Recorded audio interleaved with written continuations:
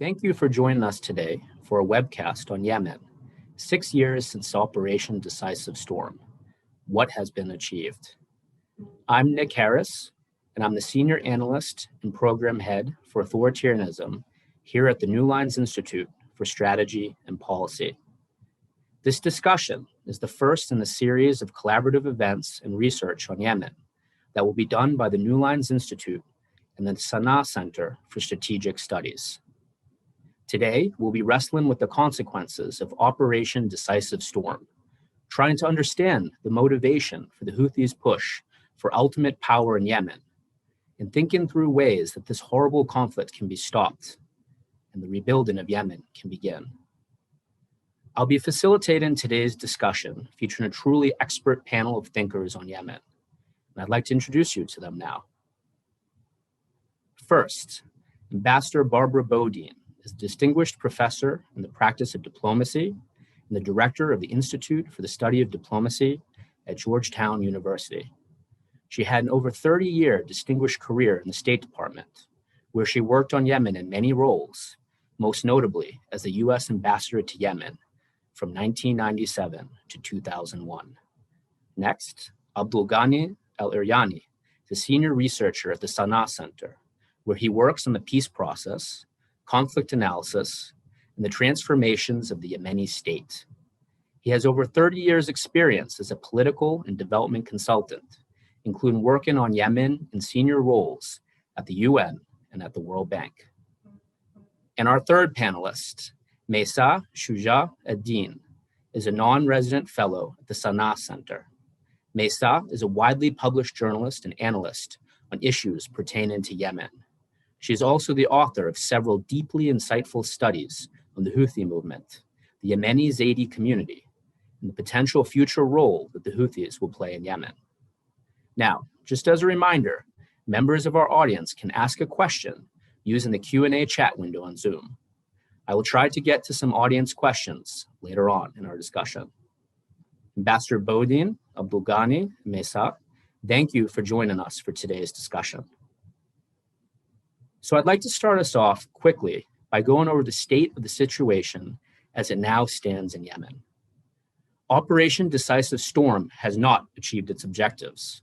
This campaign, along with the actions of the Houthis, has significantly contributed to Yemen being the world's worst humanitarian disaster, as the UN calls it. The human catastrophe unfolding in Yemen is horrible beyond imagination. 150,000 to 200,000 Yemenis are estimated to have been killed so far. 4 million Yemenis are estimated to now be internally displaced people. 16 million Yemenis are going hungry, and 5 million live in near famine conditions. Further, the United Nations estimates 2.3 million Yemeni children are acutely malnourished. That's half of all Yemeni children under the age of 5. And worse, if their food needs are not met, more than 450,000 Yemeni children could die of starvation this year. Yemen also experienced one of the worst cholera outbreaks in modern history in 2019 and 2020, and it currently has a metastasizing COVID-19 crisis. Finally, there are credible estimates that if the war stopped today, it would take at least 20 years or more to return Yemen just to the fragile economic state it was in before the war began in 2015. The human insecurity in Yemen is very bad, and it's made worse by the regional dimensions of the war on the ground. Yemen is currently divided into several zones of control with various foreign actors, including Saudi Arabia, the United Arab Emirates, and Iran, exerting influence inside Yemen. As we speak today, the Houthis are advancing in the strategic Ma'rib province, one of the last strongholds of the Saudi-backed Yemeni government, led by President Abdurrahman Mansour Hadi. The Houthis continue to fire missiles at Saudi infrastructure and to fly drones into Saudi Arabia from Yemen. So, with all these grim, dark facts on the ground laid out, I'd like to begin by focusing on the seemingly chaotic diplomatic push to finish this war. We've had both starts and stops in the UN-led process to end this conflict. And it often seems like it's been more stops than starts. But there have been some successes, such as the Stockholm Agreement in 2018, which has kept Yemen's most important port, Hodeidah, open for humanitarian assistance to enter the country. Ambassador Bodine, I'll turn to you first. Then I'll ask Abdulghani and Maysaa to weigh in on this question. Why has it been so hard to get diplomacy to work to end this war? And how can we build on some of the success of the Stockholm Agreement?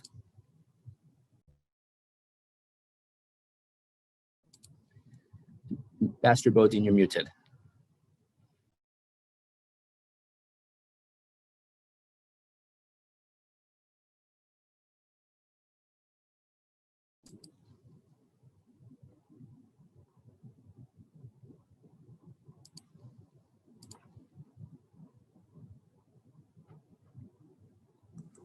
Okay, I'm sorry about that. You would think that after a year of Zoom calls, we would all have the how to unmute yourself down pat, but technology keeps getting ahead of me.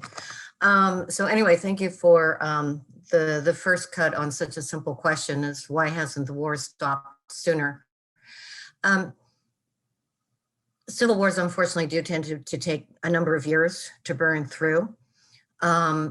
And this one, as you rightly pointed out, is not a simple civil war. It doesn't even have two sides within the domestic actors, but has been regionalized by the Saudis, the Emiratis, and the Iranians for their own agendas, which in many ways have very little to do with Yemen. And once you have external actors who do not pay the price of the war, it is not their citizens who are dying, it's not their infrastructure that's being destroyed. They are more comfortable with the war continuing and supporting their, I don't like the word proxy, but we'll use proxies, to encourage or at least not discourage their proxies from continuing the fight, because it is, except for the economics of it, it is no cost. You also have a major existential question going on within Yemen is what sort of state will it be? And even will it be one state? And those are the kinds of issues that will also drag on. A third part of it, I regret to say, but to be candid, is the United States, which is a close friend of both the Saudis and the Emiratis, and has been a close friend of Yemen, took a pass for the last 4 years in engaging or even actively supporting any kind of peace effort. The recent Saudi announcement last Monday is a result of both the UN Special Envoy Martin Griffith having kept at this and kept it going. You know, his tenacity is remarkable, but also some fundamental changes in the US with our new administration, and particularly their reassessment of our support for the Saudi part of this war. And that changed the topography significantly. We are not at the end, but perhaps we're at the beginning of the end. Thank you very much, Ambassador Bodine. Abdulghani, would you like to comment on the diplomatic question? I think that there is one other aspect to the political process, and that is the fact that there are certain obstacles in the way of a successful peace negotiation. And those obstacles have not been dealt with by neither by the UN Special Envoy nor by the parties. And that includes the war economy. There are people making lots of money out of that. Mm-hmm. And the calculus needs to be changed for these parties. They can't keep making all this money and be constructive in the peace process. Also, there is the issue of parties that can be spoilers that have not been invited to the peace negotiations. STC just gained by force its seat at the table, but there are other parties that are not, they still have to fight to reach the table. And then there's the issue of divisions within the government side and the, let's say, untoward agenda of the Saudis being in Mahra and threatening the integrity of Yemeni territory. Thank you very much, Abdulghani. Maysaa, would you like to comment on a diplomatic issue?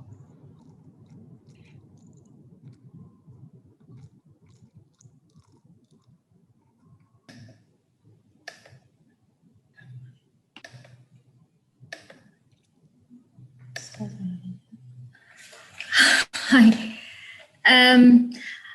I think the war started between two parties, and now it's becoming between different parties. Even the regional players are increasing throughout this war.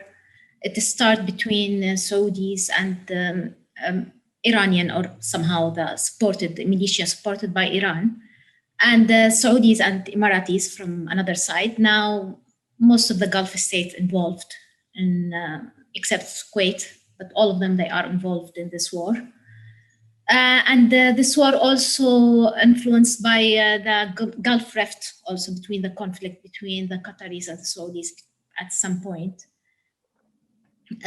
So I think from the beginning that the coalition launched this war on a very high expectations, misinformation, and they don't have even a local ally on the ground.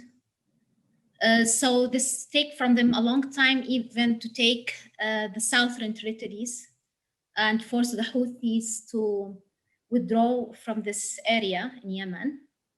But still the expectation was high at the beginning. By the time the Houthis have become the strongest party, and now the imbalance of power, of military power, is a really big obstacle to reach any peace agreement. Very much, all of you. I'd like to build on this point because you've all pointed out the fact that there have been serious regional effects of this conflict. When you have regional actors involved engaging with the multiplicity of Yemeni players that are participating in this conflict. So Abdulghani, I'd like to start with you. You've made some interesting points about the fact that fundamentally Saudi Arabia and the Houthis have an interest in coming to an agreement. Can the regional effects of this conflict allow that to happen? And is it enough to end this conflict for Saudi Arabia and the Houthis to come to an agreement?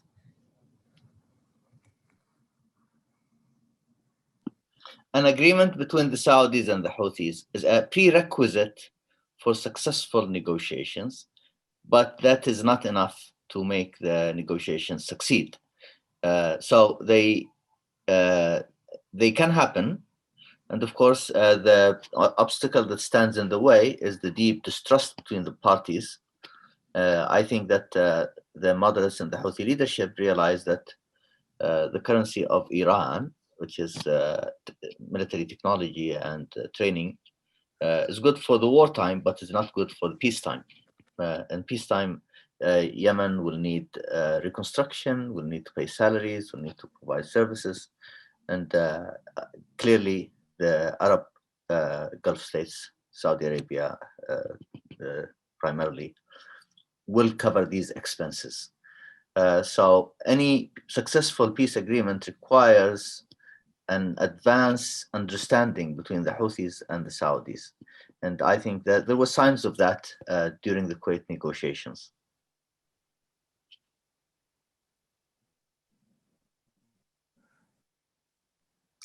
Nicholas, you are muted. Can you hear me now?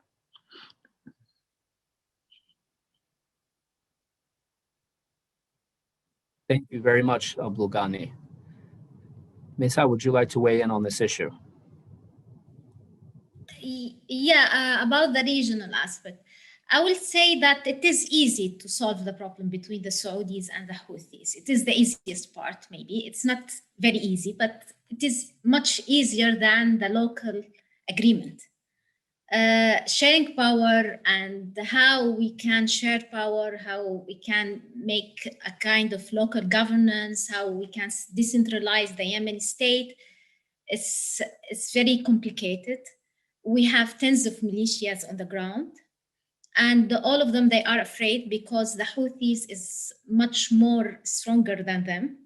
It is the only militia that has a structure. It is very organized, and they are military-wise, they are the strongest.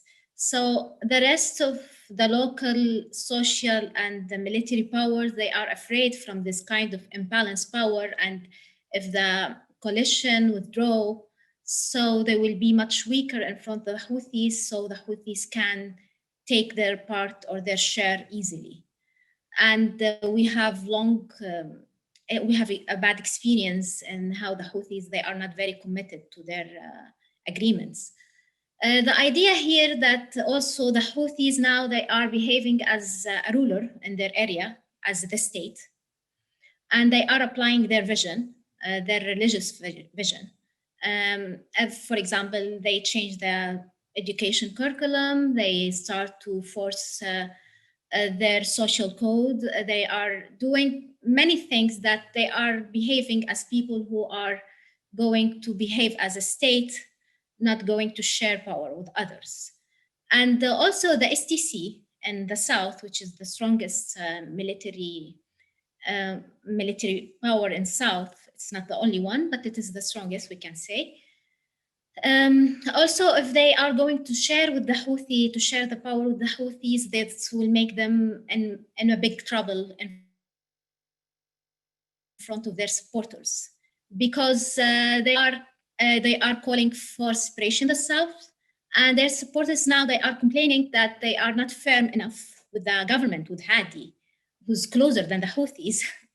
And they are not firm enough. They are not violent enough to force their power and to force de facto situation in the south and take their territories by force. So I think they will lose a lot of legitimacy in front of their supporters. And big part of this of the SCC is Salafi group.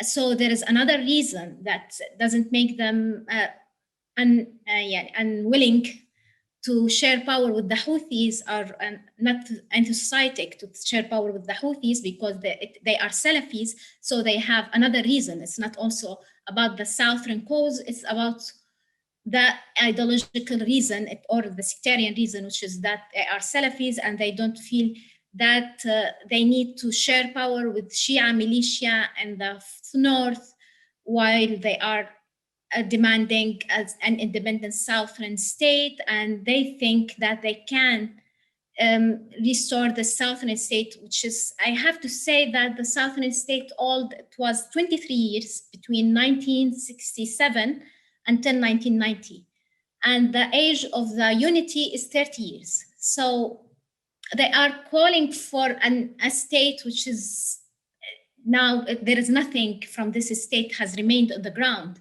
except what is the imagination of the people who believe in this.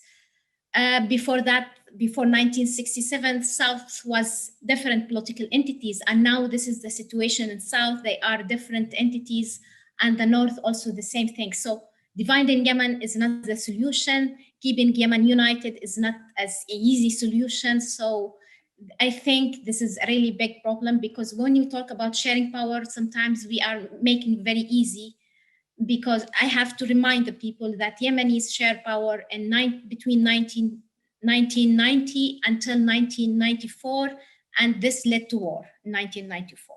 And then they share power from 2012 until 2014, and then they go to war, to civil war. So we have to be very cautious when you talk about sharing power. It's not that easy in Yemen. Thank you. Thank you very much, Maysaa and Abdulghani. I appreciate that perspective from the ground. Ambassador Bodine, I'd like to ask you to react to what you've heard. Is it enough to get the ceasefire going between Saudi Arabia and the Houthis, and we can begin to get some of this reconstruction or development and rehabilitation aid in? And then as the situation improves, then you push to try to find the political end state? Or do you have to do all of this together or in a phased way to have it achieve success? Yeah. Okay, I have to apologize. I'm having very bad internet problems. So, Nicholas, if I go out, just raise your hand or do something. I do agree with both of my colleagues here. First of all, a Saudi Houthi agreement is necessary, but sufficient. It is part of the war, and it's only between two of the multitude of parties. It leaves open questions of territories not under Houthi control. It even leaves open the question of what is going to be the long-term political status of the Houthi. Maysaa made a excellent point about, where is the South in all of this? And particularly, I liked her comparison of how long PDRY was a separate state and how long the Republic of Yemen was a unified state. The SDC doesn't represent the South. And in fact, the South is a very hard entity to define. The old 1990 line was not even between the Zaidi and Shafi, north-south, because the Tayyiz Ib region, which is Shafi, was part of North Yemen. So it was an achingly artificial line. It also doesn't reflect the fact that under the British, Aden was a colony with all of, a crown colony with all that implies. But the rest of the protectorates were really not part of that political system. And so the Hadramaut, Mahra, all the others don't have either a sense of connection to Aden, or particularly under the People's Democratic Republic, they were treated extremely badly by the Marxists out of Aden. And so this idea that the STC represents something called the South, and Maysaa has put it very well, it's a romanticized idea, not one really founded in history. That is going to have to be addressed, perhaps not in the full detail, but any real peace agreement can't be just it's going to have to address South, if you want, East, centralize, or at least the concept of decentralization within a unified state, the principles, if not the details, of the political structure will have to be in the peace agreement and not simply a ceasefire in place, because that will not hold and it will not solve anything. Thank you very much, Ambassador Bodine, for your reaction. And I think that builds well into a question that we have from one of the attendees that I think is really pertinent, because it talks about, in a sense, the near future and the potential midterm effects. And so the question from one of our attendees is, what does the future hold for President Hadi? To what extent does his continued leadership enable or obstruct reaching a peace settlement? What effect would his removal due to ill health or Saudi pressure or otherwise have on the conflict? Who'd like to take that up first? I'll start, and then I'll let my Yemeni friends actually say something useful. So I'll get myself out of the way first. I don't think that Hadi the person is critical to a resolution of the conflict. He is named in resolution 2216, which is a complication. And he is, as the president did invite the Saudis to come in.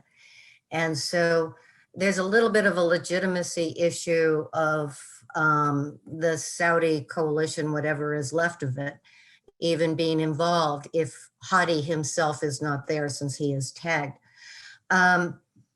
But my own personal feeling is that elements of his government and elements of those who have been some kind of neutral in this are definitely going to have to be there. Whether it is Hadi himself, and if it's ill health or wants to spend more time with his family, as they always say in Washington when they lose their job, that's irrelevant. I think one of the major differences that's important when you're looking at this is the Houthi can continue without Iranian support. The Hadi forces probably cannot survive without Saudi support.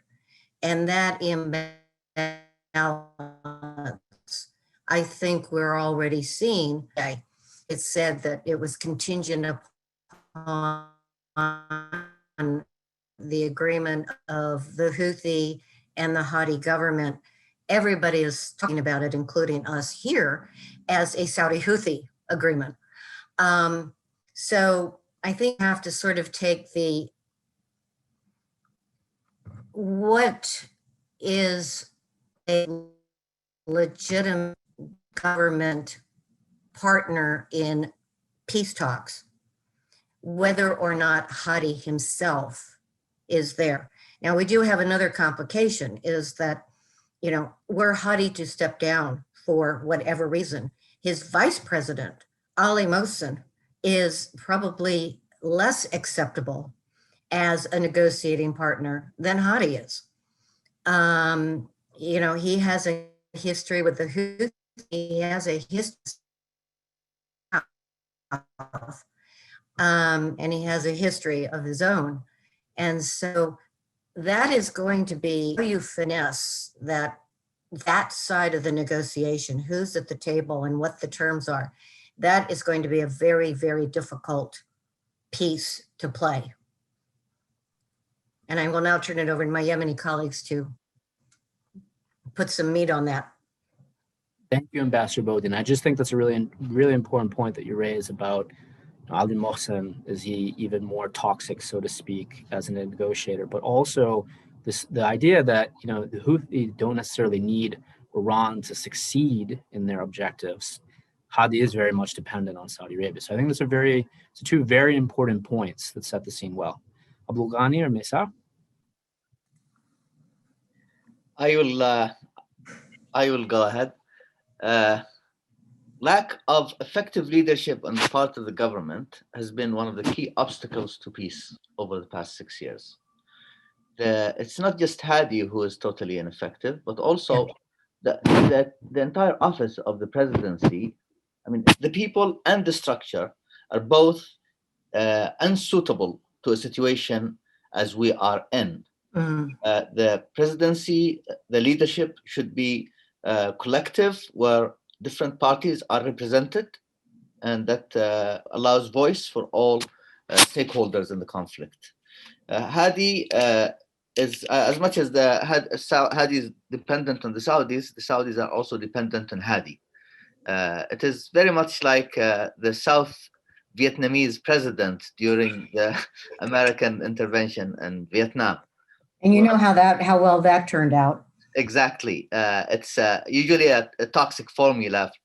It's bound to lead to failure.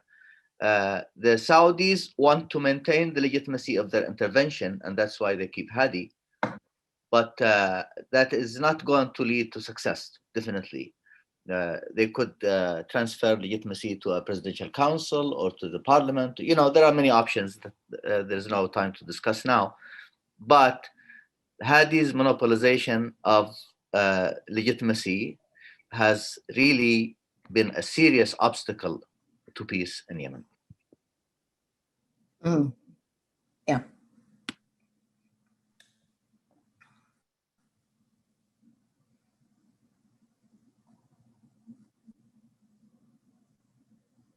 We don't hear you. We don't hear you. Can you hear me now? Yes. Yeah. Yes.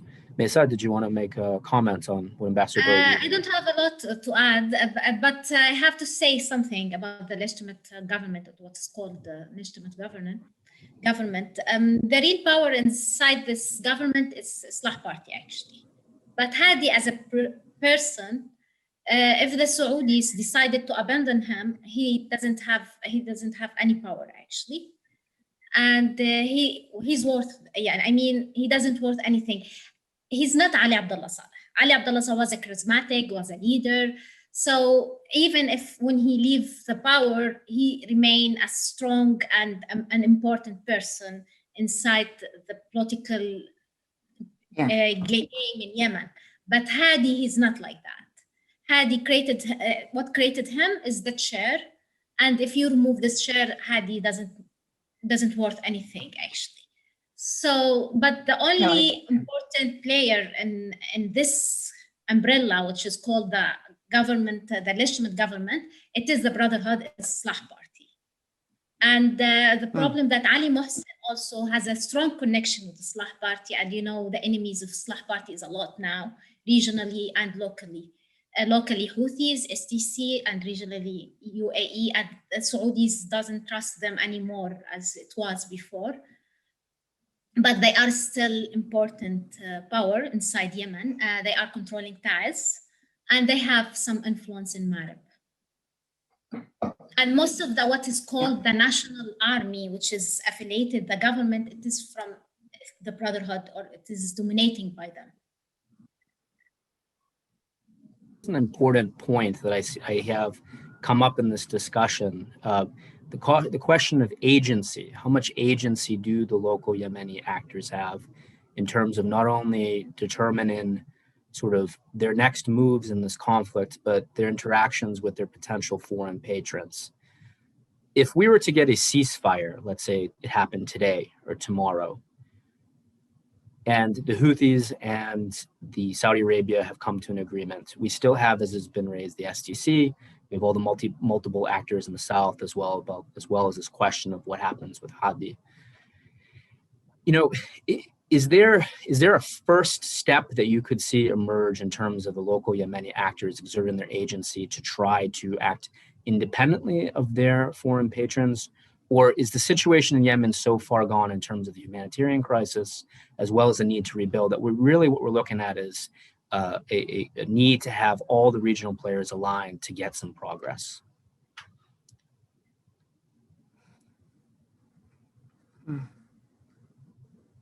Who do you want to go first on that one? You know, I'd like to give. Do you want me to? I'd like to see. Actually, let's give this to it. Maysaa first. Yeah, give it to Maysaa. Maysaa, I'd like to hear your thoughts, because that speaks to the sort of the end state, sort of how you get to an end state. Yeah. I'm not optimistic on the local level, actually. There is a kind of imbalance power in the local level, and we have a lot of players now, and as I said, it is very difficult to share power. If we talk about local governance, we need, by the end, we need a central state in Sana'a, and Sana'a is dominating by the Houthis, and even the Houthis, I don't know if they want to share power, even if they are the dominating player, and how the Southrons can justify this situation to their people. So I'm not very optimistic on this level. I believe the regional level is easier to deal with, especially that the Houthis, I think, as Abdulghani al-Iryani clarified, that they need the money from the Saudis, and they will face a big challenge if there is a peace in Yemen and the war stop. Now the war acquit them from doing anything. They are just collecting taxes from the people for reason or no reason, and they didn't, in return, they didn't provide salaries, they didn't provide any kind of services, and their claim that because of the war, we can't do that. But after the war ends, they will face peace challenges, and this militia is fighting we are talking about 17 years old, 17 years. Yeah. They are fighting since 2004 until now. They didn't stop fight. And most of them, they start the core of Houthi militia. They start fighting since they were children, teenager. So for them, fighting is the normal situation. And they can deal with fighting. They can deal with war, and they used to deal with this.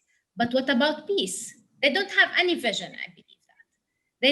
They don't know even what are the people needs during the peace. So they will face a huge challenge if this war stop now.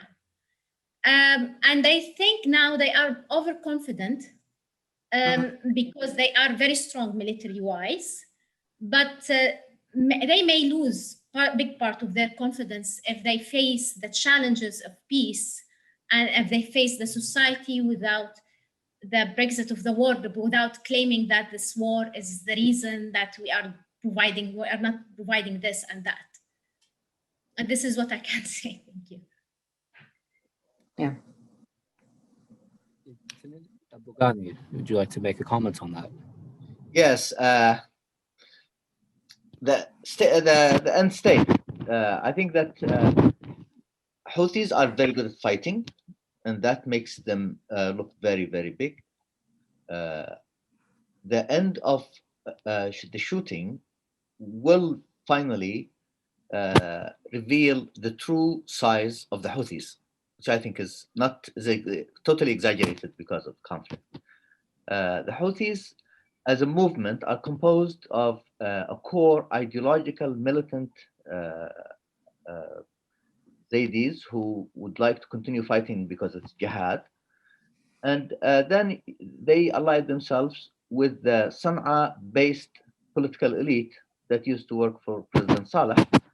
And these are moderates who know a thing or two about state building, about running a state at least. And I think we don't hear the voice of that very large block of the Houthis who are moderate, because we are in a state of war. As soon as fighting stops, they will raise their voices and the movement will moderate. But still, they are in control of Sana'a, and there's no way let's say the framework that was discussed in 2216, UN Resolution 2216, or in Kuwait negotiations of bringing the government back to Sana'a is possible at this time. I think we need to think outside of that box and think of a highly decentralized system that is kept together by a loose central state. Yeah. Could I build on that point? Because the idea of a decentralized system, for some, could lead towards the separation of Yemen. It could lead to independent regions. And one prominent example, though we have dissected how strong the STC is, would be Southern independence, as well as there have been other movements, such as the Tihama movement, for example, that has desired to have more autonomy in Yemen. And we had this interesting discussion before about sort of the historical models of how does this geographic space that's Yemen actually, how's it been governed historically? And so I want to build off this point you made, Abdulghani, because I think this is interesting.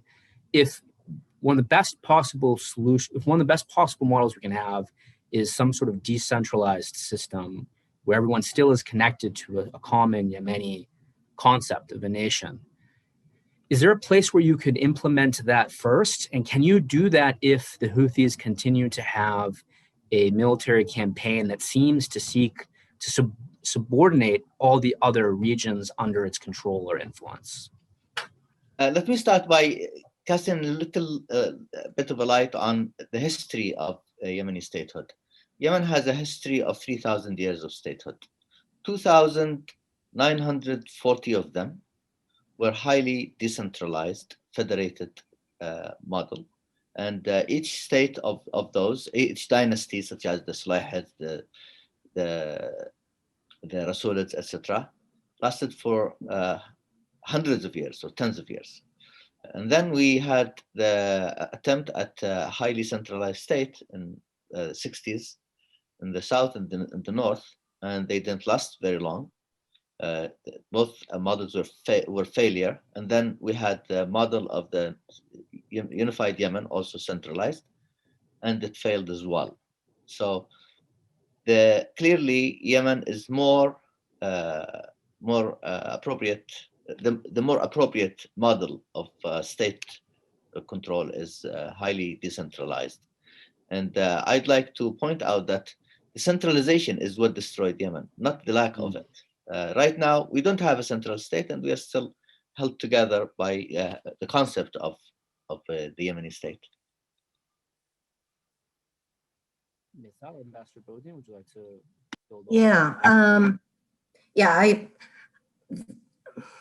I agree that Yemen has never, I mean, it has gone through models of centralized government, but it has not gone through successful models of centralized government. The nature of Yemen, the topography, and all demand a level of decentralization. But I agree with a comment that Maysaa made earlier that you still will need a unitary state with a central government that even if it is, just taking on the basic requirements of a state, who does the foreign policy, who deals with the donors, who projects Yemen to the world and who deals with the world coming into Yemen. You need some kind of education policy, some kind of a health policy. So you need that umbrella, but then you need decentralization and in the implementation. One thing you don't want to back into is something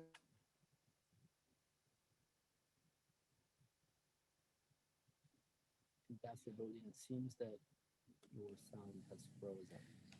Don't listen to you. is going to, I'm okay. It paused for about 5/1000 of a second right there, just as you were talking Oh, about okay. decentralization. Okay, well, whatever that point was, it was irrelevant. It's going to have a central hub, if you like, but it's going to have spokes that go out to the governance. And then to take my metaphor one step further, it's going to need a wheel rim to hold the spokes into the hub. And that would be the idea of a Yemeni state. There is a sense of being a Yemeni. You can still be a Hadrami, a Mahri, a Tihami, whatever. You can have your clan affiliation, your tribal affiliation. We all have multiple identities. But if there is this idea of a Yemeni state that is not under Saudi Arabia, is not under, is sovereign and accepted and legitimate. And then you have the question of how do you implement a decentralization which allows the regions to have a sense of agency over what happens, but it also recognizes that there are limits on bureaucratic capacity and it varies considerably. So how do you manage that? Totally centralized, never going to happen. Totally fragmented, a prescription for utter failure. And so this hub, spokes, and wheel rim idea is what's going to have to be negotiated. To kind of go back to your earlier question about the agency of other players and how this works, because I think it's part of it. If the STC, I think the STC is dependent on the Emirates, but they will obviously go their own way. They declared unilateral independence and then it fell flat because nobody joined it. But they need the Emirates to kind of back them but the Emirates also need to push the STC to be part of this decentralized unitary state. So the external players both push and pull their respective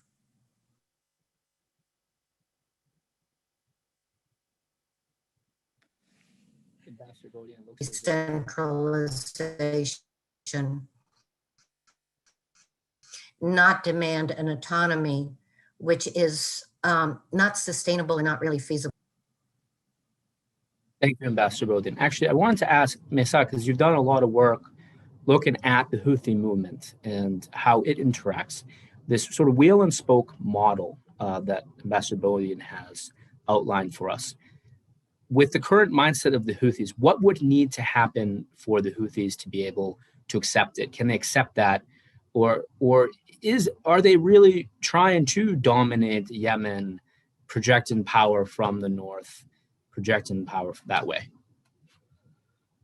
They have a core who believe that they are the only legitimate ruler for Yemen. And until now, for example, when you read the speech of Abdulmalik al-Houthi yesterday, when you hear the statements of the Houthi spokesman, Mohammed Abdel Salam, and other, even their official discourse, they talk about this war as if it is a war between the Yemeni party, which is the only Houthis, and the Saudis. And they never recognize the other local parties, and they don't consider them even, they even exist. If they consider anyone, or if they consider or recognize any local player, they will talk about the STC, not the legitimate government.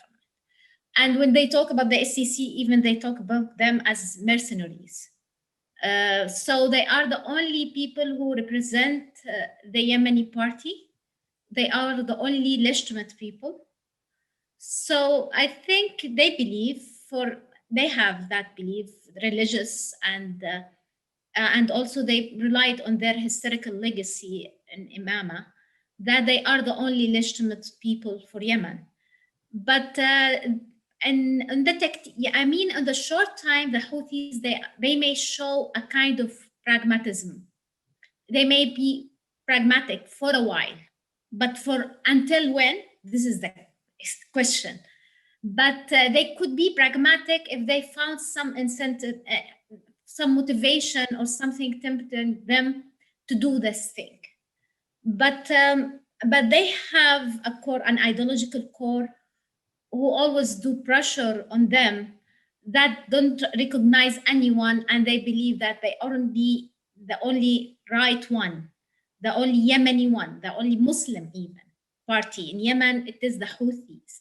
And we can't underestimate the importance of this core. But they have other people who may try to be pragmatic more and more practical, and they may reach to some peace agreement, but I don't think they can last for long. They have a big military wing. They have a very big military wing now. They are becoming very strong, very influential during this war. And they are very radical. And I'm not sure what they are going to do with this swing if the war stops.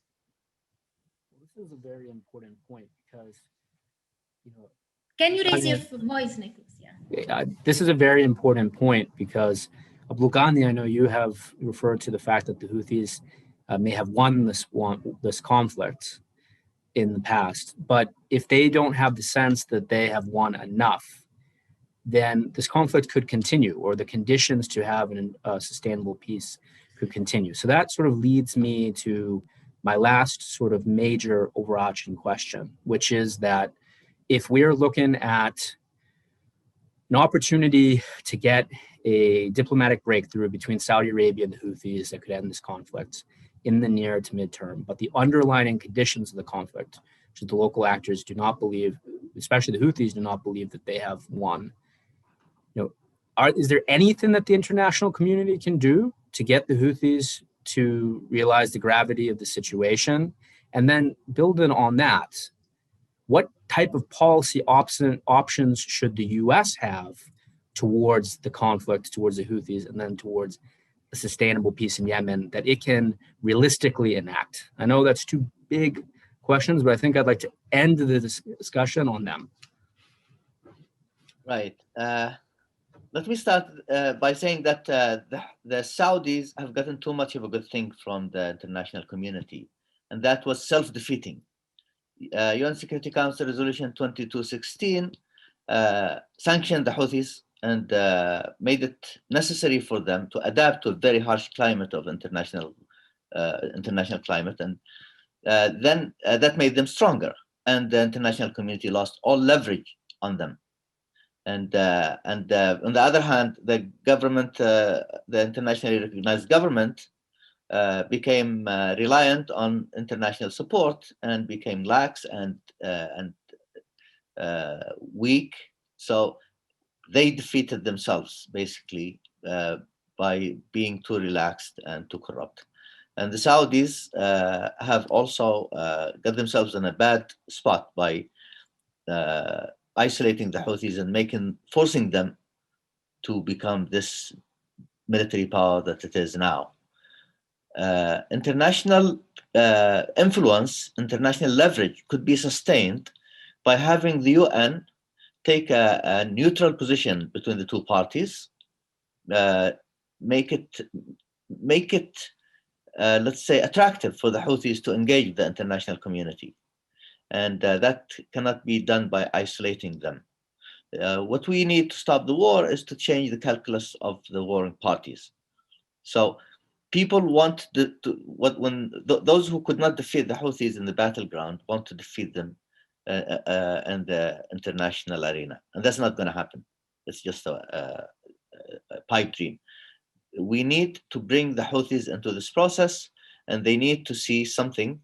They need to see some value for them in stopping the war. And I realize that they will never understand, they'll never accept the model of government that is the only model that can emerge out of this conflict, which is a highly decentralized system where they don't control everyone. They cannot control the entire country.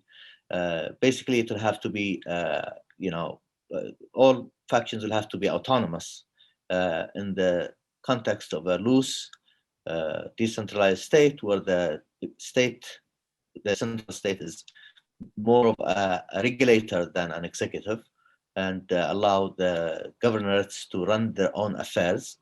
But I think through negotiation, it could be made palatable to the Houthis because they'll control areas, significant part of the North Yemen. And maybe when the war stops, then the moderate voices in the Houthi movement will rise and it will become easier to talk to them. Thank you, Abdulghani. Is that Ambassador Bodine, would you want to take this question on?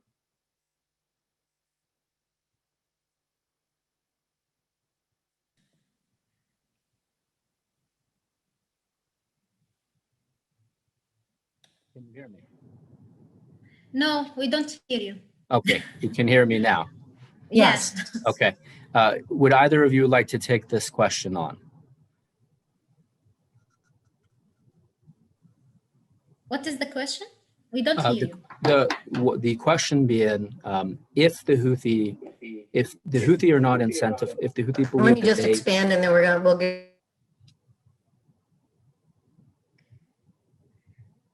can you hear me now? Yes, we are hearing Okay. you. So the question being, what can the international community or the United States do to put enough pressure on the Houthi and other warring actors to come to an agreement? And if the Houthi, based on the fact that in this discussion we've said that the Houthi, they have a lot of incentives to continue the conflict, and Maysaa, you brought up the point that they ultimately believe that they can dominate Yemen. Mhm. So what are the policy options to get them to stop? Yeah. I think it's going to be difficult. Every peace agreement is, that's a self-evident fact, sorry. It's going to take outside actors being able to talk to the Houthi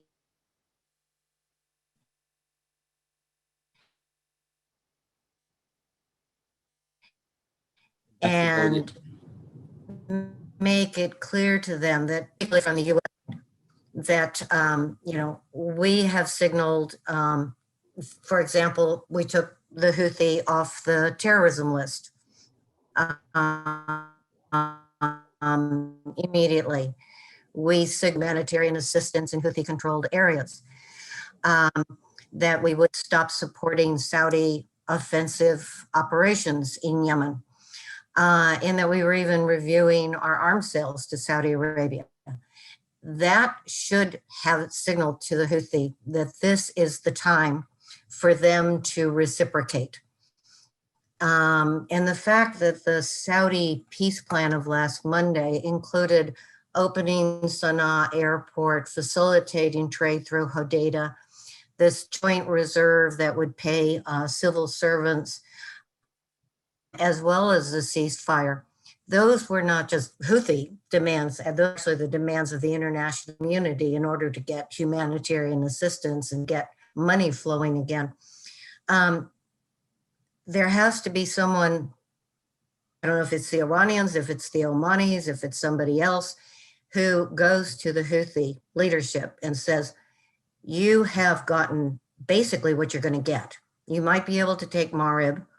You may have the ability to take this war further, but you basically have gotten what you want. And you are not going to get a better deal than what is on the table. And if you don't accept this ceasefire, the other elements, and you will be in perpetual war. Now, I agree with Maysaa and Abdulghani that there is a Houthi radical military wing, which is going to be perfectly fine with continuing the fight. The question is, are there enough moderates who will listen to outside guidance that you have a deal on the table to get started, and it is in your political interest to take to move into the Houthi. We know that Martin Griffith talks to the Houthi. We know the Omanis talk to the Houthi, and we presume that the Iranians talk to the Houthi. Everyone is now talking. Political wing to be able to override the military long enough to take this thing forward. If not, then we are where we were several months ago when there was no prospect of peace. And at that point, it's going to be very much on the Houthi for having prolonged the war, not defending Yemen, but having prolonged the war when there was an opportunity to start to unwind it, not the final agreement, but at least begin the unwinding. So it shifts the responsibility to the Houthi. You will now become the aggressor, not the defender. Thank you very much, Ambassador Bodine. Maysaa, I would like to give you the last word as someone who studies the Houthi very closely. If you were brought to the Oval Office and were going to give President Biden a game plan for engaging the Houthi and getting this conflict to end, what would it be? Yeah, it is a very difficult. I would say that the Iranian has an influence in the Houthis. We have to admit that. And it's very difficult to separate the file of Yemeni war from the Iranian file. And I will not exaggerate the Iranian influence, but throughout this war, I think their influence on the Houthis has become bigger and bigger. Also, the Omanis, they provide for the Houthis a lot of logistic, and they provide for them a good space that they can move to. And now it is a base for some leaders, Houthi leaders, so they can meet the people there. So I think those two countries, they have some leverage on the Houthis, so they can do some pressure on them. If you want a kind of pressure, and because we need to motivate them to engage any peace process, because they are very strong, overconfident, and they feel that the war the time is not on the side of the Saudis, but it is on the side of the Houthis, actually. Thank you very much, all three of you, Ambassador Bodine, Abdulghani, and Maysaa, for what has been a rich, detailed, nuanced discussion on Yemen.